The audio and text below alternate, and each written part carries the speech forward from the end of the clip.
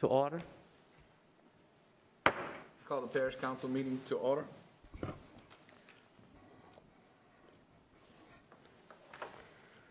We welcome you to a special joint meeting of the Lafayette City Council and the Lafayette Parish Council. As presiding officer and chair, I would like to announce the following. This is a public hearing.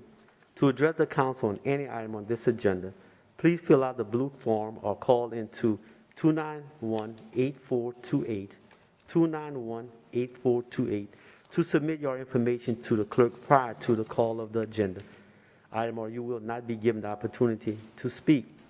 Staff assistance is available if needed. Item for submission to the council should be handed to the council clerk, Ms. Veronica Williams, seated to my left in the middle. When addressing the council, state your name and title for the official record.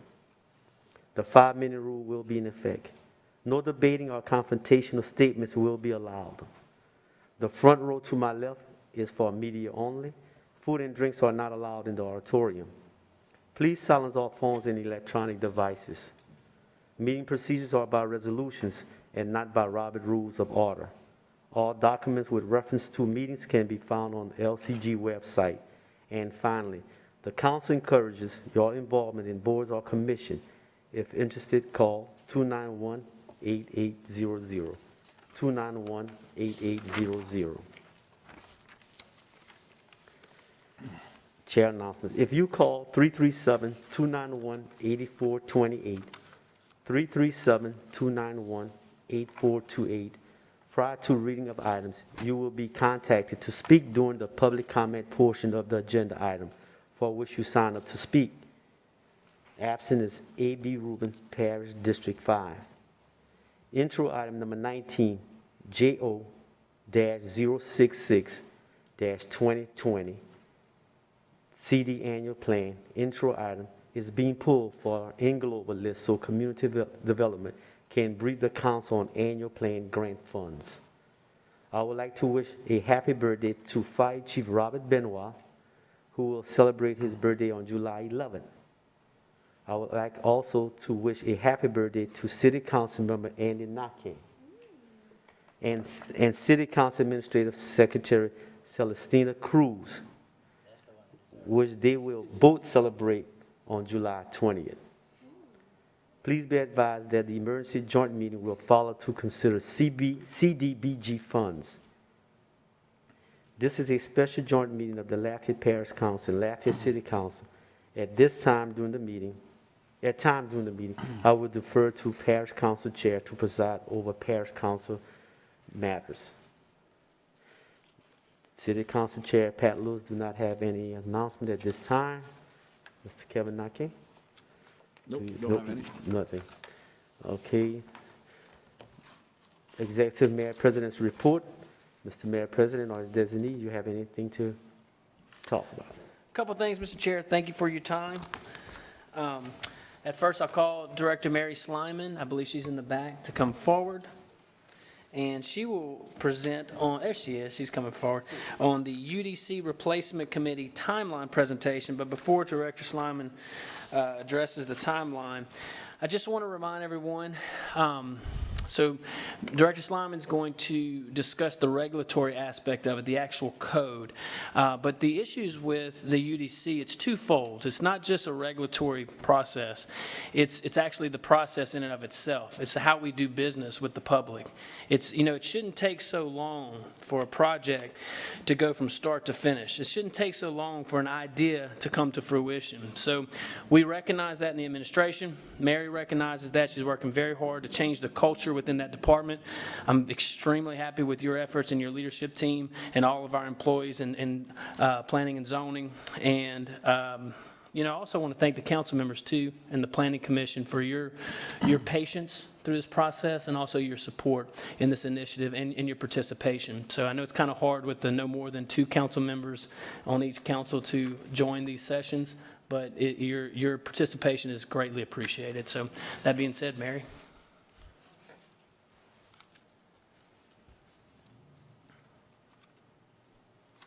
Please state your name and title for the official record. Mary Slyman, I'm the Director of Development and Planning. Good afternoon, everybody.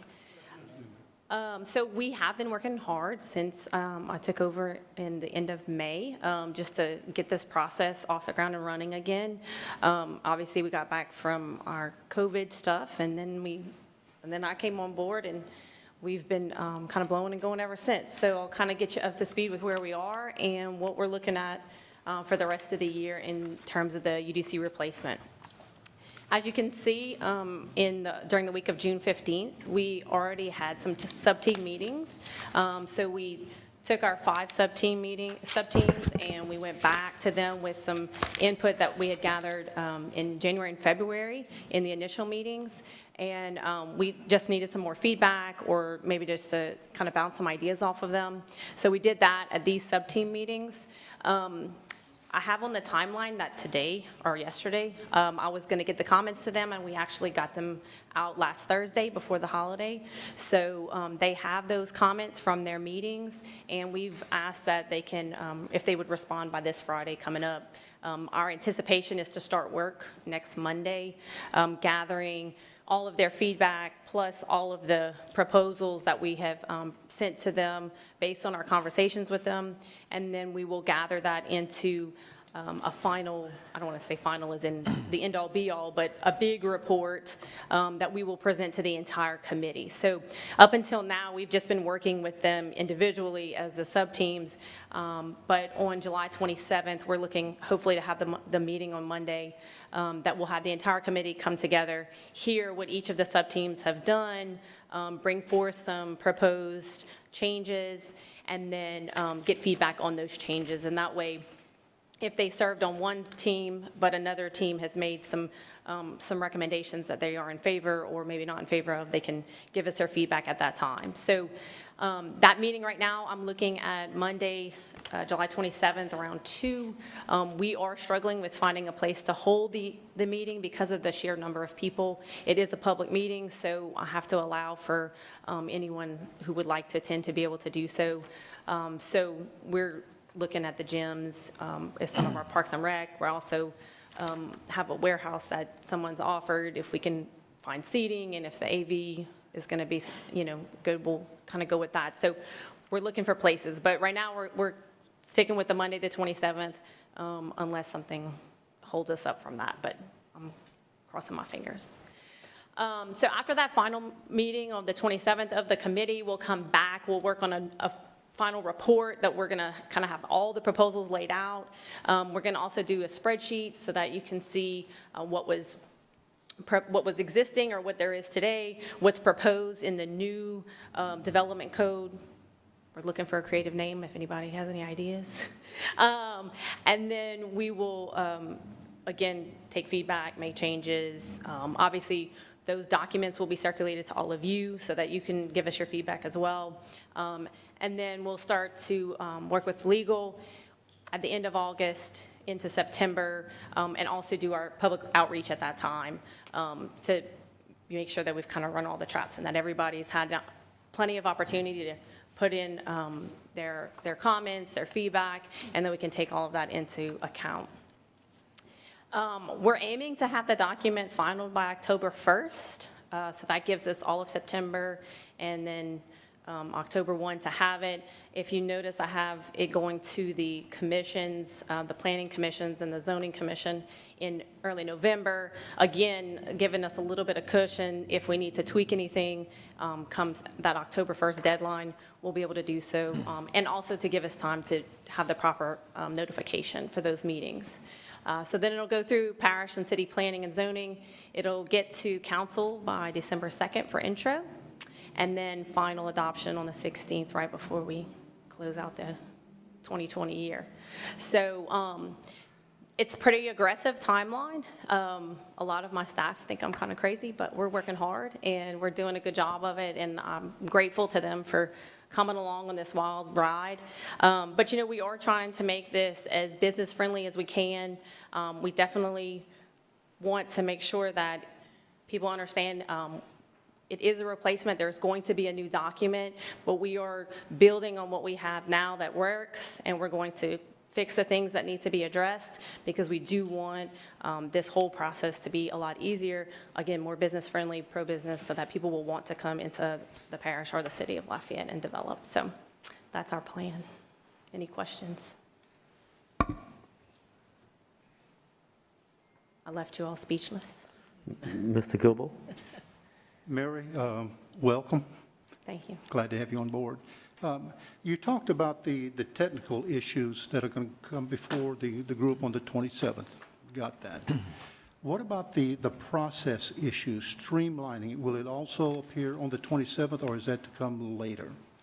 No, we're going to do that in tandem. The process side of it, as long as, if it's not addressed as part of the development code, it's things that we can handle internally with just how we do things. So it won't necessarily take an action of the commissions or the councils. Those are things we can just work on as staff.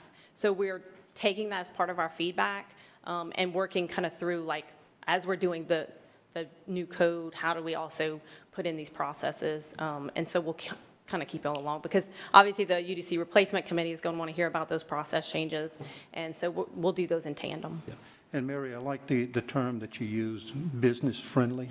I applaud you for taking it down that road. Thank you. You're welcome. Ms. Eva? Thank you, Chairman. Thank you for the timeline. Do you mind emailing that to the timeline to the staff? That way we can have it. I want to print it out and make sure I'm mindful of the dates to put them on my Sure. calendar. And I do have the timeline, but they like to present it first, but I'll forward it to you guys. Y'all are already so good. Look at you guys on top of it. Yeah, if you don't mind just sending that to all the council members, I imagine we all want a copy of it. While I want to make things more streamlined and business-friendly, I'm all about that. I want us to be really mindful, especially of looking at past instances that have affected our constituents in certain neighborhood rezonings, especially, maybe focusing on past residential experiences that have come in front of the council, that whether it's a rezoning from commercial to residential or vice versa. I'm happy to sit with you and talk about the things that have affected my district, but I imagine your team can pull what's come in front of the council, and has been some hot-button topics that have affected some of our residential areas. So just as much as I want to be business-friendly, make it as easy as possible, I want us to also not make it so easy that it could disrupt a neighborhood. So just want us to all keep that in mind. And then I know that you had some time for public comment. So we are going to get the message out there and allow the residents to be able to give their input on the feedback. Yes, yes. Perfect. So that's what we're going to work on. That's September for Right. us. I haven't really thought far enough into the future to lay out what that plan is going to look You like. got enough on your plate, yeah. But So- yes, Well, great. Anything we can do to help, definitely want to help. So thank you. you're welcome. And just in response to the residential side, because some of our team members have been more in the commercial development world, we do get to play devil's advocate and remember about, especially in, not only in the city limits, but in unincorporated, about the people that might live next door to whatever's coming in. So, yeah, we kind of have to throw that back at our commercial team members sometimes, just as a reminder that Sure. they're out there. So we're looking out for them. Mr. Carlson? Thank you, Mr. Chair. Mary, I wanted to ask publicly, I know you and I have had a few conversations and been in meetings recently with just different issues that have arisen in the unincorporated parts of the parish. In this UDC replacement, is there any discussion about implementing basic zoning regulations in the unincorporated parts of the parish, at least in the parts that are between the municipalities, so between Lafayette and Youngsville? Because as I look at it, there's two different parts of the unincorporated areas. You have those smaller areas that are between Lafayette and Karen Crow, or Lafayette and Broussard, that are really small and for all intents and purposes are within a city limit without being in it. And then you have those parts that are outside those smaller municipalities that are rural farmland.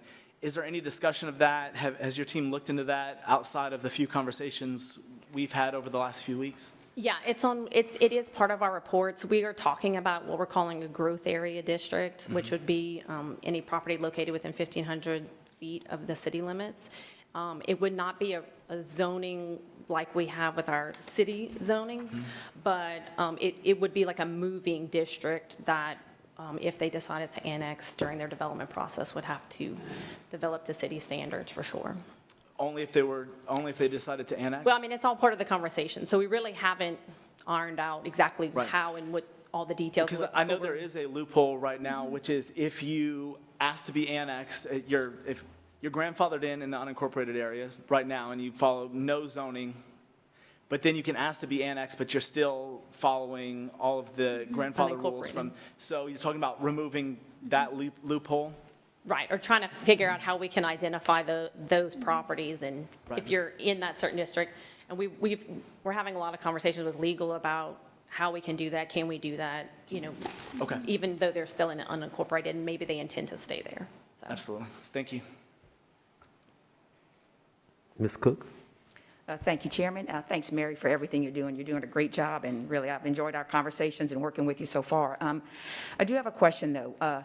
In your effort to make it more business-friendly as far as development, there are a lot of other things that kind of maybe trip up some of those projects, like, LUS, drainage issues, public works. So, and not that they trip it up on purpose, but there's some issues or hurdles that the developers have to go through there. So I'm just wondering, in terms of, your plan to maybe kind of align all those together so that you can lead them, as one group, so we can maybe streamline all those processes, not just the planning department process. Sure. If you look at our reports that were sent out on Thursday, we have a heavy emphasis on our pre-app meetings, because if people come in beforehand and get us all at the table, then things tend to go a lot smoother than if you wait and don't do the pre-app, and then you get surprised later on with comments from us, from Public Works, or any other entity. So we have a heavy emphasis on trying to figure out how we can get those pre-app meetings to become, I don't want to say mandated, but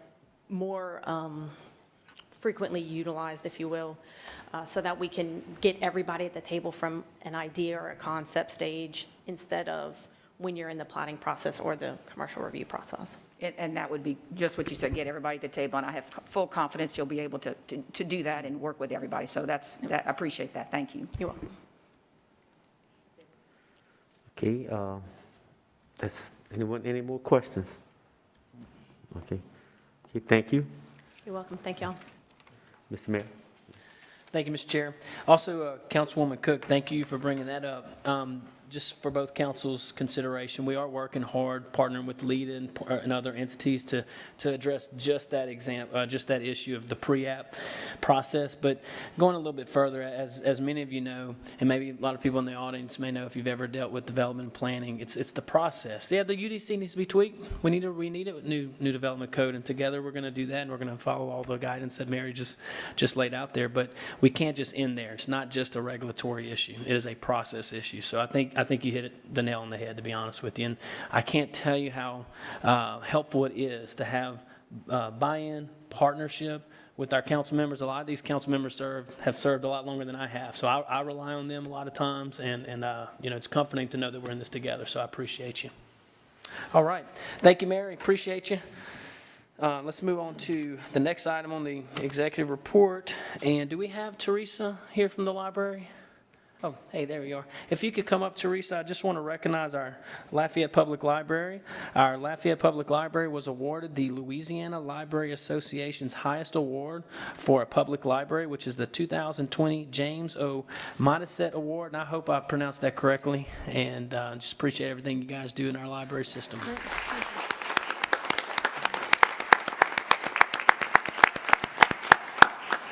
Thank you, Mayor President, for the chance to speak briefly about this award. The Louisiana Library Association was scheduled to have their annual conference here in Lafayette in the Cajun Dome Convention Center in March. We were notified before the conference that the Lafayette Public Library had won the prestigious James O. Modisette Award for 2020. However, the conference was canceled, and we didn't get a chance to celebrate and party and with our library staff and colleagues from around the state at the award ceremony. And the news of our winning didn't extend very far into the community. The association announced it in April, but of course everybody was staying at home. The Modisette Award is the highest honor a public library in the state of Louisiana can receive. This award is given every other year for a library that's made significant strides in improving library service. And it's typically, we consider it internally as the best library in the state wins the award. The director of the Rapides Parish Library, which is Celeste Reach Harper, was on the committee, and this is what she wrote. The 2020 award committee received applications from several previously awarded libraries who all met the stringent criteria. However, one library's innovation and attention to the needs of their community shone most brightly. In the last 2 years, the Lafayette Public Library has expanded services, built modern facilities, and developed a robust slate of programming. It was my pleasure to award the 2020 Monisset Award to the Public Libraries to the Lafayette Public Library, an exemplary library led by a dedicated director and staffed by invested, tireless individuals. And I'm really proud of winning this award. The library last won it in 1988. Last year, our board president, Andrew Duyon, received the Monisset Trustee Award, which was the highest honor that they can bestow on a trustee. And so very, very proud. So thank you so much.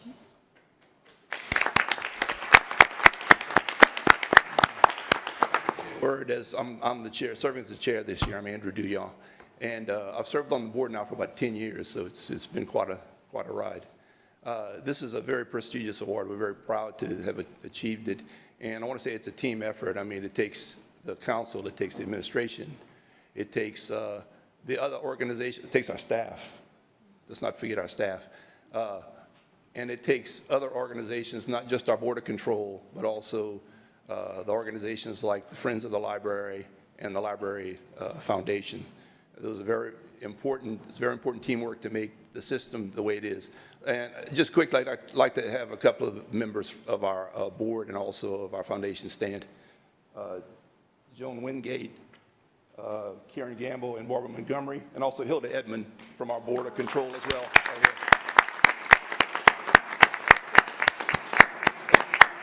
And we're very proud of this award, and congratulations also to Teresa.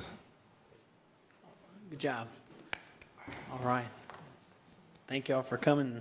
Thank you for all that you do for our community. All right. Last item that I have, Mr. Chair, is in regard to our Department of Finance, and very excited about this award. The Government Finance Officers Association, the GFOA, established the Distinguished Budget Presentation Awards program in 1984 to encourage and assist state and local governments to prepare budget documents of the very highest quality that reflect both the guidelines established by the National Advisory Council on State and Local Budgeting and the GFOA's best practices on budgeting, and then to recognize individual governments that succeed in achieving that goal. This is our 7th award, so really, really excited about this. Documents submitted to the Budget Awards program are reviewed by selected members of the GFOA professional staff and by outside reviewers with experience in public sector budgeting. This award represents a significant achievement by our Office of Finance and Management. It reflects the commitment of the staff to meeting the highest principles of governmental budgeting. In order to receive the budget award, we had to satisfy national recognized guidelines for effective budget presentation. These guidelines are designed to assess how well the budget document serves as a policy document, a financial plan, an operations guide, and a communication device. So at this time, I'd like to call up Director Lori Toops, Finance, if we can go up, and some staff. I think we have Melinda. So.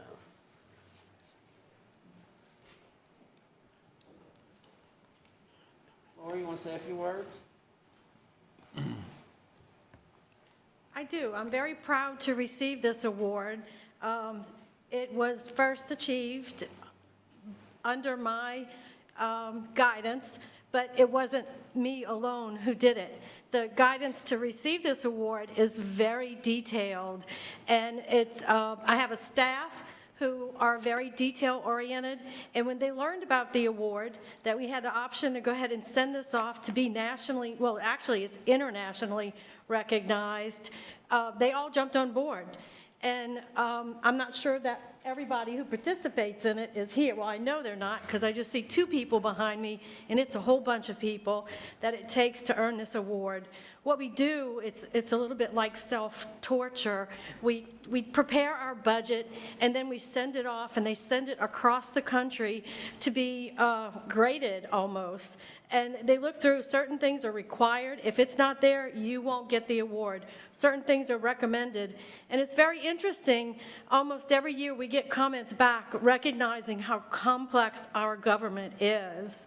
And so it's recognized by the people that review this budget. But we've managed to earn it since the first year that we applied for it. And we have to really give credit to the staff for working and gone above and beyond the minimum requirements.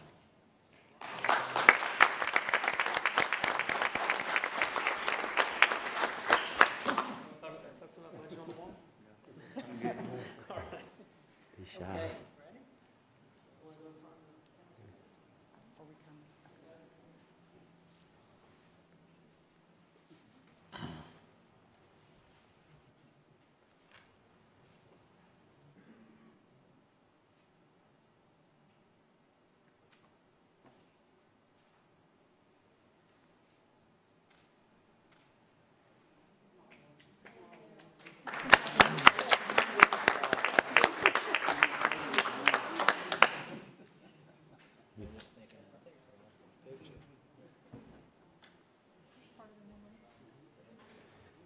I heard that remark. There's a lot of truth to it. All right. Also, before we conclude on finance, you know, these gentlemen and ladies, and led by our director, Toops, I mean, they work tirelessly. And to get an award like this, I hope it brings some comfort to our public, because I know everybody works hard to send tax dollars, whether it's out of sales tax, property tax, and you know, you should have confidence in your finance department, your local finance department, that they're being good stewards of your money. So far, just to put it in perspective, a little update, live update. So far, we've had to cut $21 million in the upcoming budget. That's so far. We'll be presenting it to the councils for review and consideration here soon. And now these cuts are beyond the mid-year budget cuts that are being introduced tonight. So we're in a very, very serious situation here fiscally. You know, it's not easy when you're talking about laying off people, when you're talking about revamping the way we do business. These cuts, they're going to be felt within Lafayette Consolidated Government, but these are cuts that had to be made, that have to be made. And I'm going to tell you, I know how hard these ladies and gentlemen work in the finance department, and it goes beyond an award that they receive. So I'm so grateful for them, not only as the mayor president, but as a citizen. Very thankful. You know, at the same time of these cuts, we have kept our commitment to the people's priority: drainage, roads and traffic, public safety. I take those extremely seriously. But we are working with the department leaders to explore all options to maintain and fund all other services. So it's going to take outside-the-box thinking. And we're going to get there. We're going to get there by conceptual thinking, by hard working, and taking those business models that, I know you weren't privy to this, but even Councilwoman Cook came to my office, and we were brainstorming today, and other council members come visit me with ideas on how to do more with less and involve the community, these public-private partnerships, these ideas that are out there in other municipalities across our country.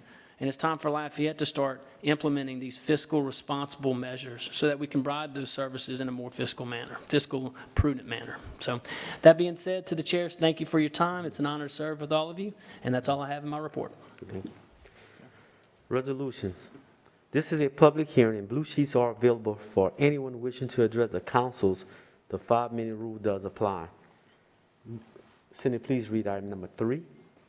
Joint Resolution 15-2020, a joint resolution of the Lafayette City Council and the Lafayette Parish Council authorizing a non-warranty cash sale of the property at 311 Oliver Street to an adjoining landowner pursuant to Louisiana Revised Statute 47220B for the price of the sale's anticipated costs. Need a motion and a second from City Council. So moved. Motion from Mr. Akin and second from Ms. Lizzie Bear. Need a motion for the Parish Council? So moved. Motion by Councilman Gilbo, second by Councilman Carlson. Any council discussion? See, there's none. Ms. Williams, any public comments? No, sir. Vote from each council to adopt the resolution. City Council 1, Yes. City Council District 2, Yes. City Council District 3, Yes. City Council District 4, Yes. Council District 5, Yes. Parish Council District 1, Yes. Parish Council District 2, Yes. Parish Council District 3, Yes. Parish Council District 4, Yes. The motion to adopt from the city council is approved. The motion to adopt from the parish council is approved. Okay, Cindy, please read item 4. Joint Resolution 16, 2020, a joint resolution of the Lafayette City Council and the Lafayette Parish Council authorizing a non-warranty cash sale of the property at 206 Ragiel Drive to an adjoining landowner pursuant to Louisiana Revised Statute 472202B for the price of the sale's anticipated costs. Motion and second from the city council. Motion by Ms. Cook, second by Mr. Glenn Lazar. Need a motion and second from the parish council? Motion and second from the parish council. Motion by Councilman Carlson, second by Councilman Tabor. Council discussion? See there is none. Ms. Williams, public comments. No, sir. Vote from each council to adopt the resolution. City District 2, Yes. City District 3, Yes. City District 4, Yes. City District 5, Yes. City District 1, Yes. Parish District 2, Yes. Parish District 3, Yes. Parish District 4, Yes. Parish District 5, Parish District 1. Yes. The motion to adopt from the city council is approved. The motion to adopt from the parish council is approved. Please read item 5. Joint Resolution 17, 2020, a joint resolution of the Lafayette City Council and the Lafayette Parish Council authorizing a non-warranty cash sale of the property at 200 block of Country Club Drive to an adjoining landowner pursuant to Louisiana Revised Statute 472202B for the price of the sale's anticipated costs. Motion second from the city council. Motion. Motion by Ms. Hebert, second by Mr. Andy Nakane. Motion by the parish council. Got a motion by Councilman Gilbo, second by Councilman Tabor. Council's discussion? See there is none. Public comments? No, sir. Need a vote from each council to adopt the resolution. City District 3, Yes. City District 4, Yes. City District 5, Yes. City District 1, Yes. City District 2, Yes. Parish District 3, Yes. Parish District 4, Yes. Parish District 1, Yes. Parish District 2. Yes. The motion to adopt from the city council is approved. The motion to adopt from the parish council is approved. Report and/or discussion items. Item number 6, update on Project GOMO. Mr. Gilbo. Thank you, Mr. Chairman.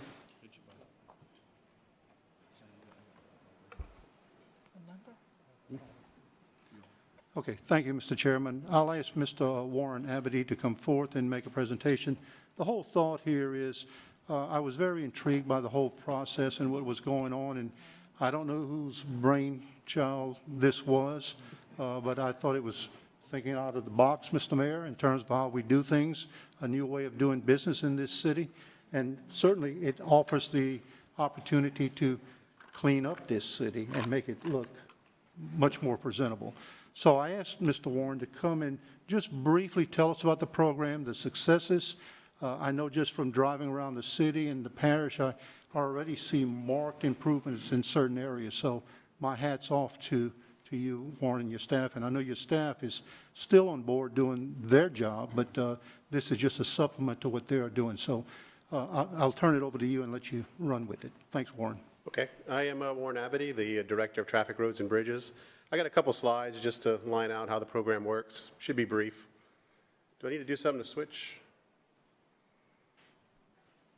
There you go.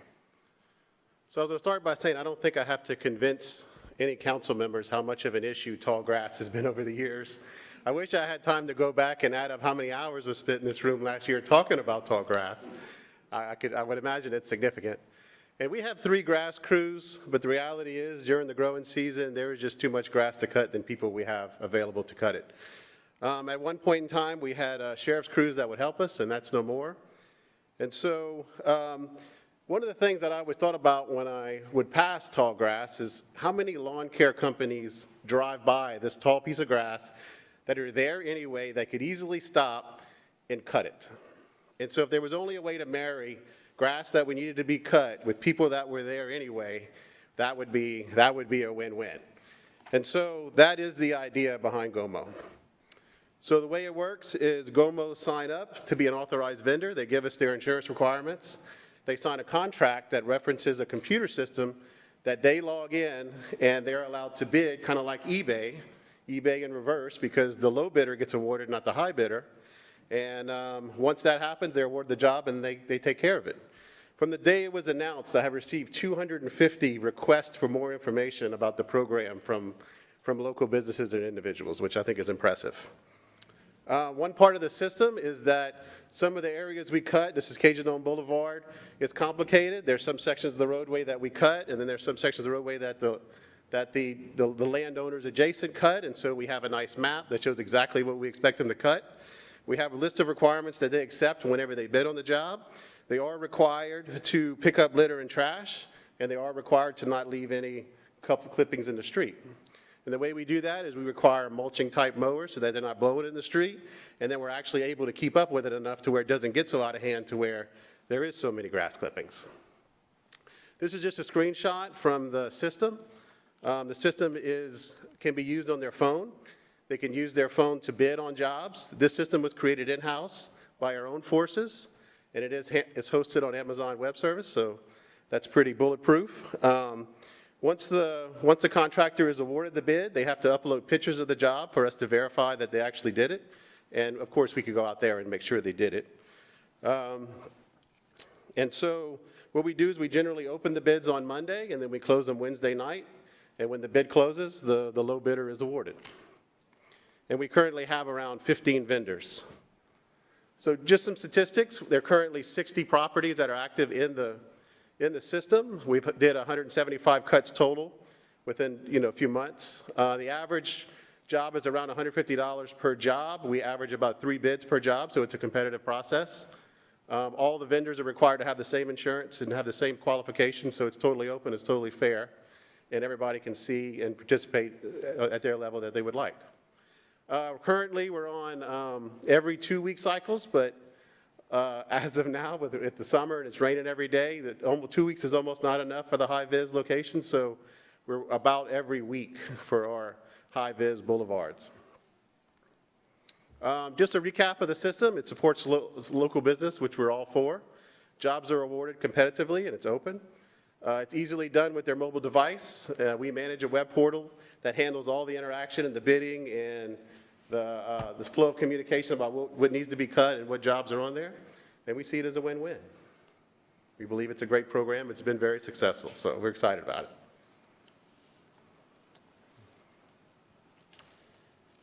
Ms. Hebert? Thank you, Warren. I love this program. We've already seen great results across the district, so thank you, administration, and to Warren for this.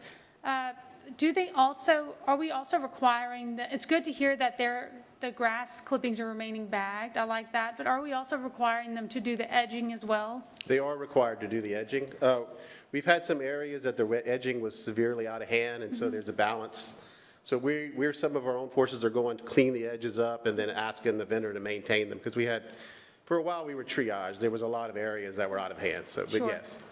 Okay, and then I know later on in the agenda, we're going to be talking about us taking over the state roads, grass maintaining, because That's right. they, at this point, are only coming whenever it's a safety issue, and even then, it has to be a really bad safety issue. My small little car, I can't see over most of their grass, but I guess they're judging by big trucks, not my tiny car. So is this also going to include state roads in the future once we take those over? Yes, it can. And not only that, this takes so much of a load off of our internal forces that a lot of our internal forces could also handle the state road. So it's a win-win everywhere. Okay, I just wanted to make sure about that. So thank you. Appreciate it. Mr. Andy Knocking? Thank you, Mr. Abity. I've noticed the cleanliness of the boulevard in my neighborhood, how much better it's gotten because of this project. I think it's a wonderful idea.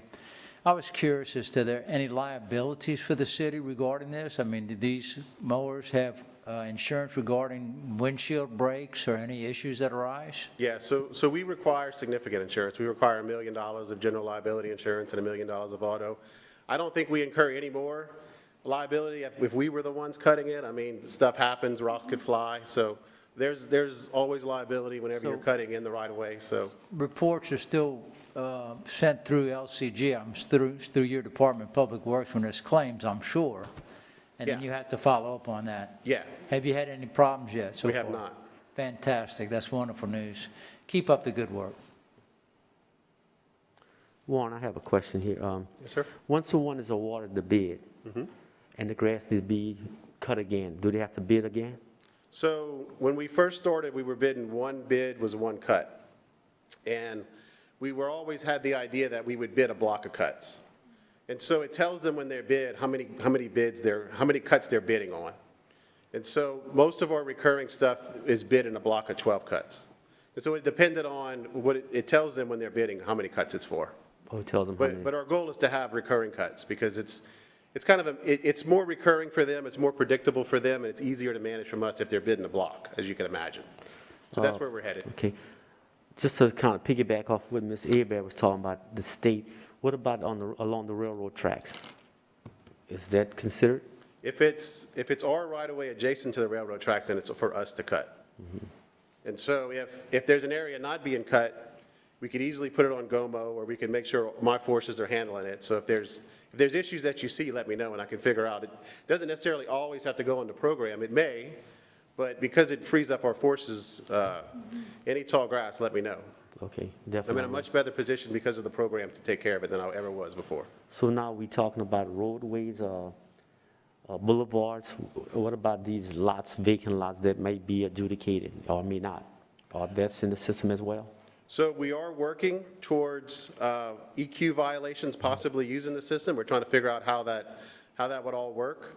But that is a path we're headed towards, to where if there is an overgrown lot that's in violation, that we could bid it through this program and hopefully shave some time off of that, the time it takes to get it cut. Okay, thank So you. we are working on that, yes. Okay, good. Mr. Lazar. I was actually going to ask the same question that Pat just asked about adjudicated properties. Yeah, we're on that, yeah. Okay. We understand. The other question I had was, how do we identify which streets or roads or whatever to bid out? We chose, when the project first started, I met with my grass cutting crews, kind of came up with a reasonable amount that they could cut, and then put everything else on GOMO. And so I think today we have a good balance between GOMO and our own forces. If there's area that's not being cut, or that you'd like me to look at possibly adding to the system, or it's just not being cut enough, I can look at that, and we may add it to GOMO. We may get our forces to cut it more often. So if there's particulars, let me know, and then we can figure out whether to put on the system or not. Okay. If that makes sense. It does. Thank you. Yes, sir. Appreciate it.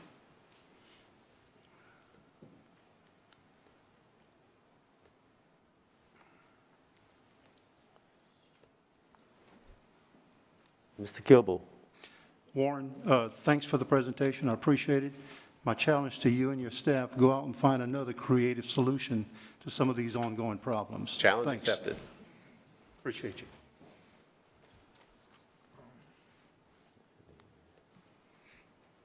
Okay, Mr. Mayor. You told the right person that, by the way, Councilman Gilbo. If you challenge him, he's going to make it happen. Look, he's being very humble, by the way. So that when he took this position, the grass cutting cycle, correct me if I'm wrong, Warren, was at 6 weeks. It was bad, yeah. I mean, and that might be nice, 6 weeks. Imagine not cutting your grass in June or July in South Louisiana for 6 weeks.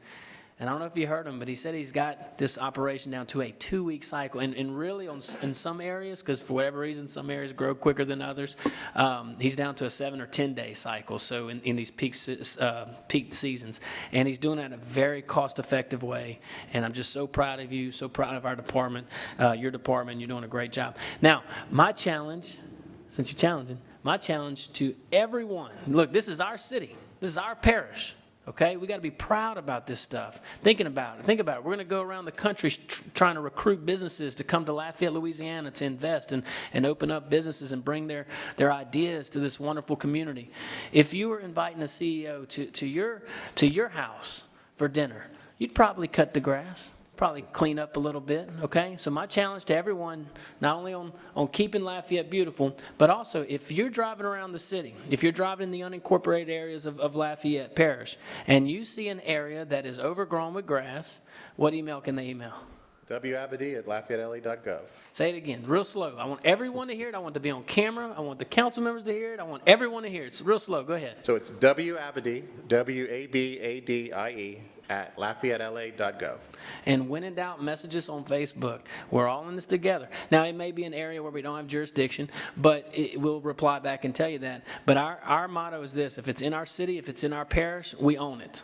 Okay? So we'll find a way to get that doggone thing cut. So great job.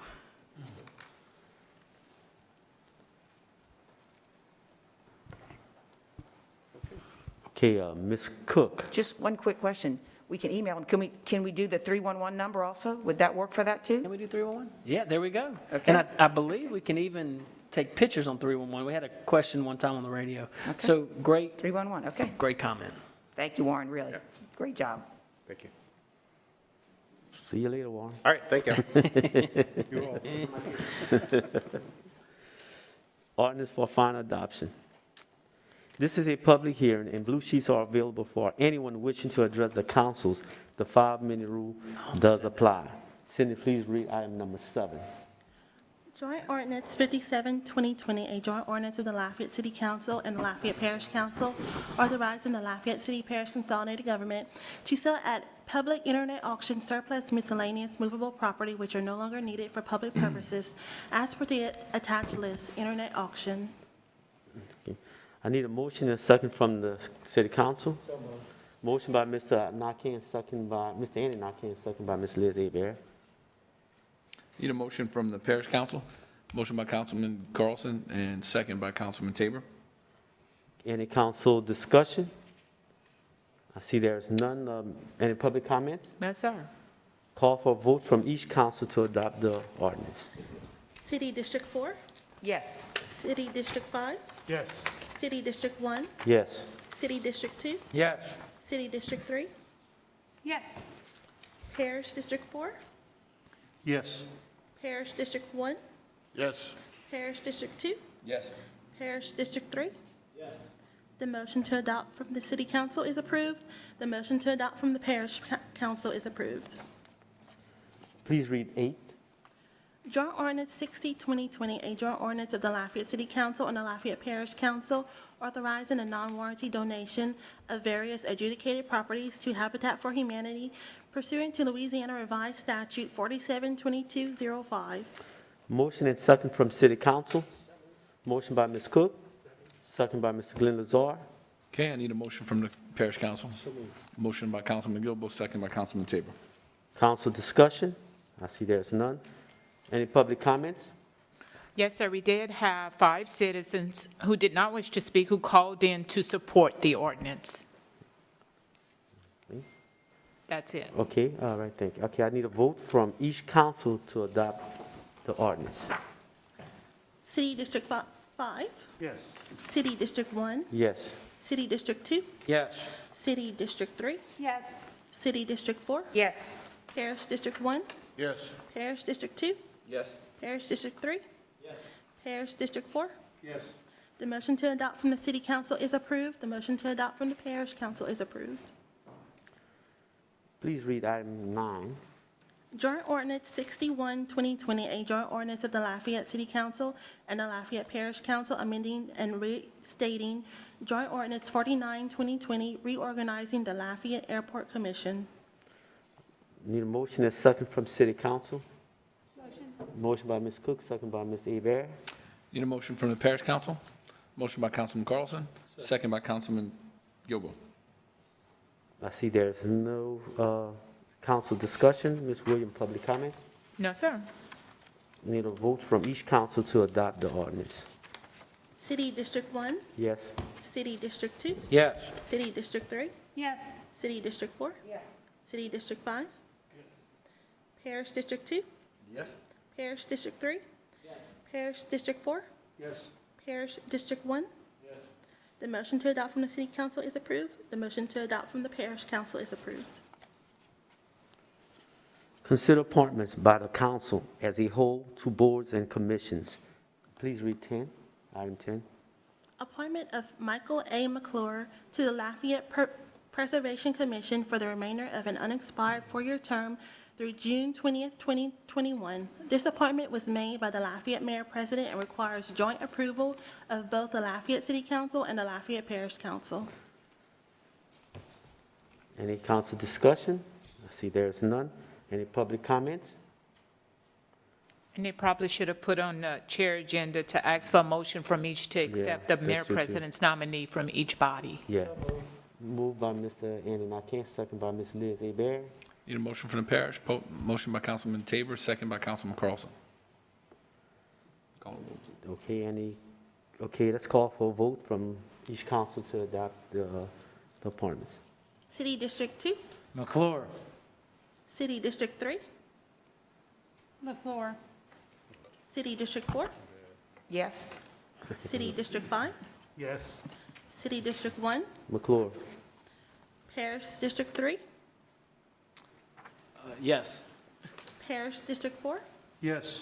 Parish District 1, Yes. Parish District 2. Yep. Michael A. McClure is appointed. Appointments by council members, mayor, president, and/or any other direct appointments authority.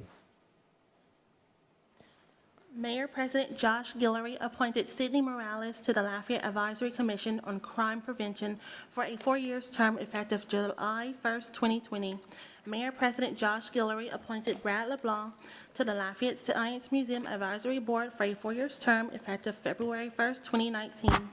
Mayor President Josh Guillory appointed Patrick Hardy of the Lafayette Convention and Visitors Commission for a 4-year term effective January 1st, 2020. Mayor President Josh Guillory appointed Christy Boutte to the Keep Lafayette Beautiful Board for a 2-year term effective June 1st, 2020. Okay, next we move on to introductory ordinance. I'd like to remind everyone that item number 19 has been pulled for a separate vote and discussion. I need a motion and second to intro in global, item 15 through 18, and item 20 through 21 for city council. Motion by Mr. Glenn Lazar, second by Ms. Nanette Cook. Need a motion and a second from the parish council to consider items 15 through 18 and 20 to 21 in the parish council. Got a motion by Councilman Gilbo, second by Councilman Carlson. Senate, please read item number 15. Joint Ordinance 62, 2020, a joint ordinance of the Lafayette City Council and the Lafayette Parish Council amending the fiscal year 1920 operating budget of the Lafayette City Parish Consolidated Government to provide for adjustments of revenue and appropriation estimates. Joint Ordinance 63, 2020, a joint ordinance of the Lafayette City Council and the Lafayette Parish Council suspending Ordinance 60, 2019, the conditional 2% pay increase structure for employees of Lafayette City Parish Consolidated Government for the proposed fiscal year 2021 budget as a result of the economic downturn due to the COVID-19 pandemic. Joint Ordinance 64, 2020, a joint ordinance of the Lafayette City Council and the Lafayette Parish Council authorizing the Lafayette Mayor President to enter into a maintenance agreement between the Lafayette City Parish Consolidated Government and the State of Louisiana Department of Transportation and Development concerning the maintenance of state roadways to include mowing and litter pickup, and amending the fiscal year 1920 operating budget of the Lafayette City Parish Consolidated Government by decreasing the use of Fund 260 PY fund balance by $6,223 and increasing reimbursement revenue from the State of Louisiana Department of Transportation and Development in the amount of $6,223. Joint Ordinance 65, 2020, a joint ordinance of the Lafayette Parish Council and the Lafayette City Council, amending Chapter 97 of the Lafayette City Parish Consolidated Government Code of Ordinances to change the weed and noxious growth maintenance requirements, notice provisions, and fee schedule for properties within the city of Lafayette and the unincorporated parish of Lafayette. Joint Ordinance 67, 2020, a joint ordinance of the Lafayette City Council and the Lafayette Parish Council, amending the fiscal year 1920 operating budget of the Lafayette City Parish Consolidated Government by increasing revenues in the amount of $1,449,912 in CDBG funds received from the U.S. Department of Housing and Urban Development and appropriating funds within the Community Development Department. Joint Ordinance 68, 2020, a joint ordinance of the Lafayette City Council and the Lafayette Parish Council amending the fiscal year 1920 operating budget of the Lafayette City Parish Consolidated Government by increasing revenues in the amount of $625,351 in home funds received from the U.S. Department of Housing and Urban Development and appropriating funds within the Community Development Department. Council discussion? I see there's none. Any public comments from the public on these introductory items? We did have one citizen who signed in, William Linedecker, under number 49, Joint Ordinance 63, 2020, with reference to suspending the conditional pay, and he did not wish to speak, and he is in opposition to it. That concludes the comments. I need a vote from each council to introducing global joint ordinance, item 15 through 18 and 20 and 21. City District 3, Yes. City District 4, Yes. City District 5, Yes. City District 1, Yes. City District 2, Yes. Parish District 4, Yes. Parish District 1, Yes. Parish District 2, Yes. Parish District 3. The motion to introduce from the City Council is approved. The motion to introduce from the Parish Council is approved. Okay, Cindy, please read item 19. Joint Ordinance 66, 2020, a joint ordinance of the Lafayette City Council and the Lafayette Parish Council authorizing the Lafayette Mayor President to submit the 2020 Annual Plan Grant Application to the U.S. Department of Housing and Urban Development. Need a motion and a second from the City Council. Motion by Mr. Andy Nakane, second by Ms. Liz Hebert. Need a motion and a second from the Parish Council. Motion by Councilman Carlson, second by Councilman Gilbo. I need Mr. Director Conway to come and brief the council.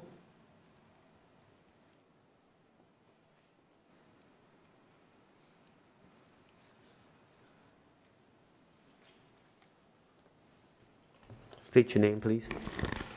Name Hollis Conway, Director of Community Development. We good to go? Yes, sir. All right, this is a little briefing on our 2020 annual plan for the Community Development Block Grant.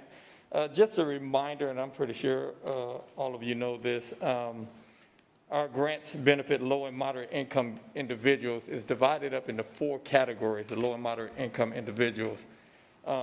It's an area benefit activity where 51% of the residents in that area are low and moderate income. The money can affect the whole area, but 51% of the people in that area must be low and moderate income.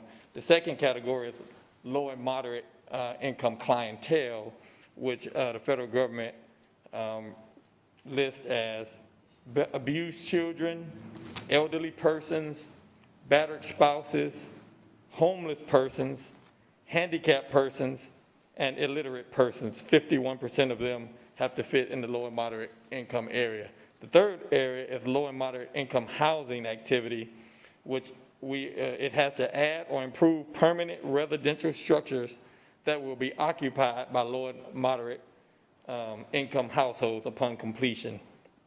And the fourth one is low and moderate job activity, and where it creates or retains permanent jobs, at least 51%, which are held by or available to low and moderate income people. All of our funds are city and unincorporated areas, but they must meet the low and moderate income, those 4 clienteles. Our 2020 allocation is looking to be $1,449,912. That's $60,180 over last year's allocation. And our home allocation is $625,351, which is $56,503 over last year's allocation. Our program year runs October 1st through September 30th. Out of the CDBG, which is the $1,449,912, there's normally a 15% public service cap. We normally use our 15% to run all of the programs, all of our housing, human services program, our Taylor Center, where we do housing counseling, financial education, rental assistance, all of those things that run out of our Taylor Center. But the 15% service cap has been waived, and we were able to use some of our fund balance, which we know will to cover the rental and utility assistance. It took me a while to figure out how we could make all that happen, but that we were able to do that because the 15% service cap, public service cap, was waived. There's a 20% administrative cap, which we use to run all of our CDBG program, which is how we pay all of the staff that run the whole program. Our home program requires a 25% match, but we've never had to ask for the 25% match because we're allowed to use volunteer hours. So when we allocate money to Habitat for Humanity to build the houses and people are volunteering, we can add up all those service hours, and we have plenty of hours and things stored up to where we never really have to come and ask for the 25% match there. The home funds are restricted to housing activities. And then there's normally a 15% CHODO. The CHODOs must receive 15% of that allocation. That has been waived for this current year and for next year. CHODOs, community housing development organizations, they have to do rental housing or home buyer activities. And their board composition must include low and moderate representation. Their board have to be active at least 1 year in order to apply for those fundings. Some of the things that we do, major rehabs, because of the funding decrease over the years, we normally do about 2 to 3 a year. A major rehab is where we have to bring a house all the way up to code. So everything in the house has to be up to code. And so that's a little bit more expensive. So we do about 3 a year. They can apply for those grants are $30,000. That is not enough oftentimes to bring the house all the way up to code. So there's a tandem loan that we provide at 0% that could go up to 20% at 0% interest that they would have to pay back. So they can really get up to $50,000 to bring the home up to code. We also do minor rehab, which is an area we're able to do a lot more because the waiting list for major rehab is extensive. And there's so many restrictions and requirements to have a major rehab done. We really started investing in minor rehabs where we can come in and do a roof repair or put a new roof, and that person would not lose their spot on the waiting list there.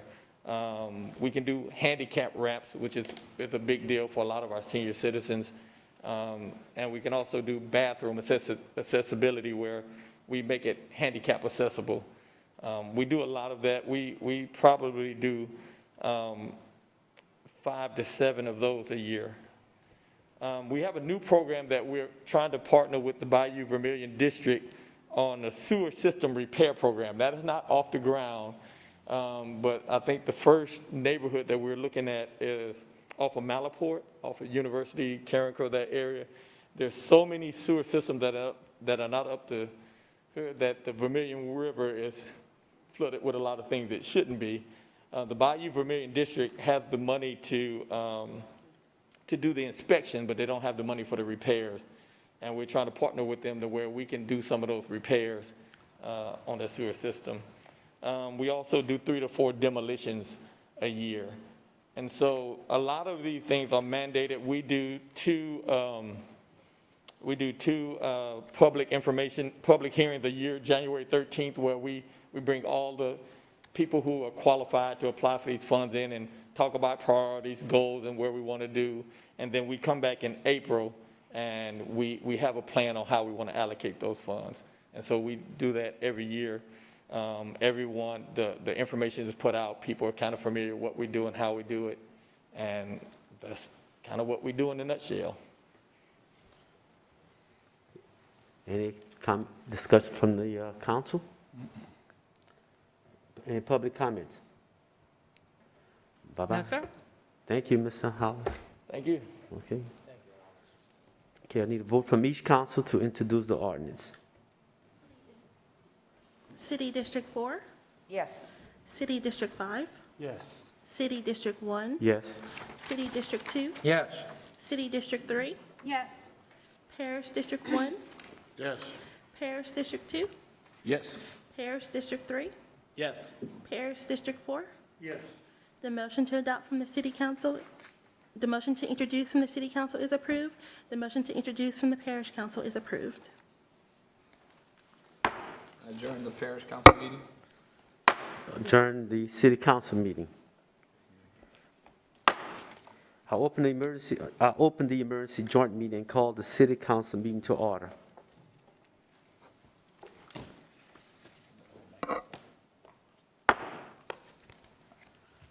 I call the parish council meeting to order. If you call 337-291-8428 prior to reading of items, you will be contacted to speak during the public comment portion of the agenda item for which you signed up to speak. Absent is Mr. A.B. Rubin, Parish Council 5. This is an emergency joint meeting of the Lafayette Parish Council and the Lafayette City Council. At this time during the meeting, I will defer to the Parish Council Chair to preside over Parish Council matters. This is a public hearing, and blue sheets are available for anyone wishing to address the council. The 5-minute rule does apply.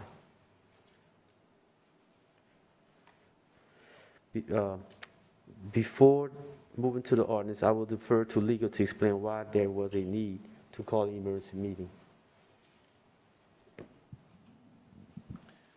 Mr. Chairman, I'm going to have to defer to community development because I was not personally involved in this particular emergency ordinance. And so I'm not sure of the deadlines necessitating the emergency ordinance. Okay, Mr. Hollis, community developer, can you come up, please? Explain to us why we need to go into emergency meeting. Hollis Conway, Community Development. Not an expert on the rules either, but there's an urgent need to help people who potentially might be evicted and can't pay their utility bills. The Community Development Department is not designed to move really quickly. There are federal guidelines that we have to move. And so we've been, with your help and through our administration leadership, working diligently to get this done as fast as possible. We're now at the point of where we can distribute those funds. We're finalizing the contracts and everything so we can do that, but I think we're at a point where people are about to start being evicted, and I think electric is about to be turned off, and the only way to get this done and get the money into their hands before that happens is to have an emergency meeting. So, legal, I understand you was not involved in this, but can we do this? So, Mr. Chairman, with that being said, and having heard Mr. Conway, that certainly would qualify as part of the requirements for an emergency ordinance that affect life, health, safety of the general welfare of the citizens. Clearly, if it's a COVID-19 issue that gives assistance for utilities or not being evicted, that would certainly qualify. Okay, that answers the question. Okay, Cindy, I need you to read item number 2. Joint Ordinance 69-2020, an emergency joint ordinance of the Lafayette City Council and the Lafayette Parish Council, amending the fiscal year 1920 operating budget of the Lafayette City Parish Consolidated Government by authorizing a transfer of $60,000 in community development block grant funds and $200,000 in home investment partnerships funds within the Community Development Department to Catholic Charities of Acadiana for the implementation of a tenant-based rental assistance program and a utilities assistance program. Okay, I need a motion and a second from City Council. Motion by Ms. Leah Hebert, second by Mr. Andy Nakane. Need a motion by the parish council, Councilman Carlson, and second by Councilman Taylor. Any council's discussion? Any council discussion? I see none. Public comments, Ms. Williams? We do have a speaker, Therese LeBlanc for Catholic Charities. She's the board chair. Would you like to come up and speak? She'll pass. And Kim Boudreau was unable to attend tonight with Catholic Charities, but she requests support of the ordinance. Okay. I need a vote from each council to adopt the ordinance. City District 5, Yes. City District 1, Yes. District 2, Yes.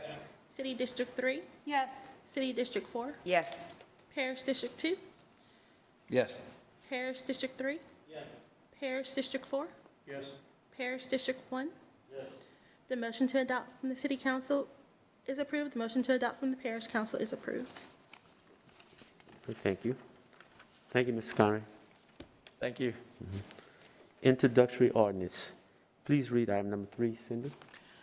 Joint Ordinance 70, 2020, a joint ordinance of the Lafayette City Council and the Lafayette Parish Council recognizing and ratifying the emergency appropriations authorized by emergency ordinance number Joint Ordinance 69, 2020, amending the fiscal year 1920 operating budget of the Lafayette City Parish Consolidated Government by authorizing the transfer of $60,000 in community development block grant funds and $200,000 in home investment partnerships funds within the Community Development Department to Catholic Charities of Acadiana for the implementation of a tenant-based rental assistance program and utilities assistance program.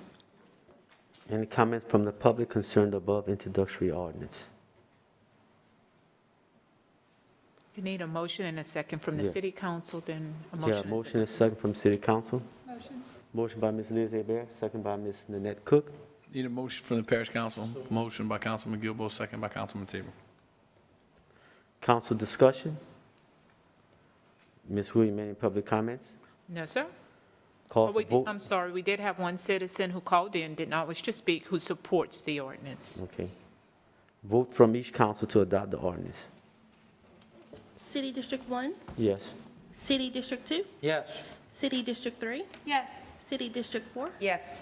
City District 5, Yes. Parish District 3, Yes. Parish District 4, Yes. Parish District 1, Yes. Parish District 2. Yes. The motion to introduce from the City Council is approved. The motion to introduce from the Parish Council is approved. This ordinance will be on the July 21st joint council meeting agenda for final adoption. I adjourn the parish council meeting. Adjourn the emergency joint meeting and the City Council meeting. And the City Council meeting will begin immediately following. Immediately.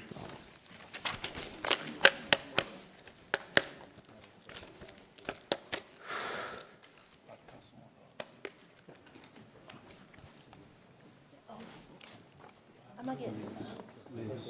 Oh, hey. Yeah, okay, good. All right, yeah.